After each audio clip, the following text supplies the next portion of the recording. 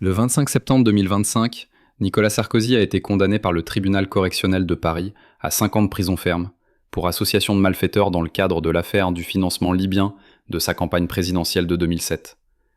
Le jugement comportait un mandat de dépôt à effet différé avec exécution provisoire, ce qui signifie que la peine de prison devait être exécutée.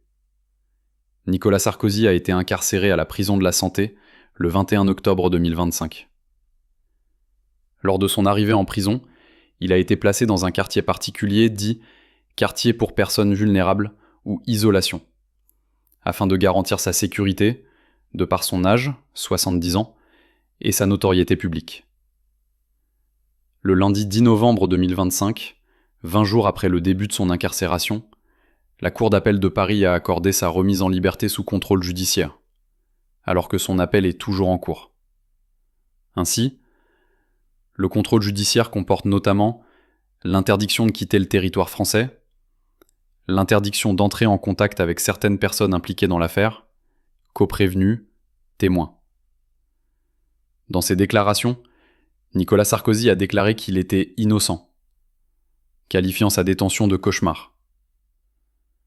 Pourquoi cette décision de libération conditionnelle ? Bien que condamné à 5 ans avec exécution provisoire, la Cour d'appel a estimé que Nicolas Sarkozy pouvait bénéficier d'une liberté sous contrôle judiciaire en attendant l'issue de l'appel, car il n'était pas considéré comme présentant un risque irréductible de fuite ou d'entrave. Le fait qu'il ait déjà commencé à purger sa détention a probablement joué dans la décision. La situation est exceptionnelle. C'est la première fois qu'un ancien président de la Ve République est incarcéré, ce qui a suscité un fort intérêt politique et médiatique. Conséquence, Nicolas Sarkozy reste en liberté conditionnelle. Il n'est pas complètement libéré, mais sous surveillance et avec obligation. En effet, il ne doit pas rentrer en contact avec l'actuel ministre de la Justice Gérald Darmanin, ni avec des membres de son cabinet, ni quitter le territoire français.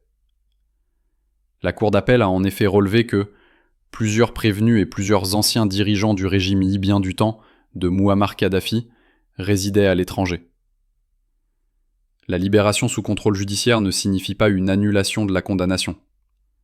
En cas d'appel rejeté, la peine pourrait être réexécutée ou confirmée.